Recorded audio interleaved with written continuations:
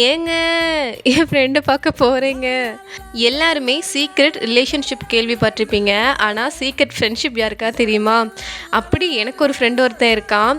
10 இயர்ஸ்க்கு மேல நாங்க ஃப்ரெண்ட்ஸ். ஆனா, நாங்க எவ்வளோ க்ளோஸ் அப்படிங்கிறது எங்க 2 பேத்துக்கும் இருக்கிற காமன் ஃப்ரெண்ட்ஸுக்கு கூட தெரியாது.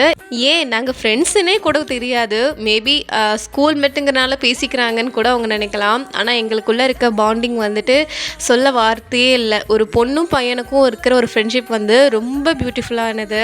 எங்க லைஃப்குள்ள வந்துட்டு நடக்கிற ஒவ்வொரு மூமெண்ட்டும் மறக்காம எப்படிப்பட்ட சிச்சுவேஷனா இருந்தாலும் ஃபோன் பண்ணி சொல்லி டிஸ்கஸ் பண்ணி இது இப்படி நடக்குது, இப்படி பண்ணலாமா, என்ன ஏது ஆளினால் என்ன வேணாலும் இருக்கட்டுமே எல்லாமே. அது வந்து ஒரு ஒரு ஃபேமிலிங்கிறத தாண்டி இந்த ஒரு பாண்டிங்கை சொல்ல வார்த்தையே இல்லை. இதெல்லாம் தாண்டி நம்ம ஃப்ரெண்ட்ஷிப்பாக நம்ம ஃபேமிலி அண்டர்ஸ்டாண்ட் பண்ணிக்கணும். அந்த ஒரு விஷயத்தில் நான் ரொம்ப லக்கி. ஏன்னா ஹாரி வந்துட்டு எங்கள் 2 பேர்த்த அந்த அளவுக்கு புரிஞ்சு வச்சுருக்காரு. உண்மையை சொல்லணும்னா என் ஃப்ரெண்டும் ஹாரியும் சேர்ந்துட்டாங்கன்னா நான் செத்தேன். என்னை போட்டு அவ்வளோ வருத்த எடுத்துடுவாங்க. கண்டிப்பாக உங்கள் லைஃப்லேயே இந்த மாதிரி ஒரு ஃப்ரெண்டு இருப்பாங்க. அவங்கள கமெண்டில் டேக் பண்ணிவிட்டு மறக்காமல் வீடியோ லைக் பண்ணி ஷேர் பண்ணிவிடுங்க.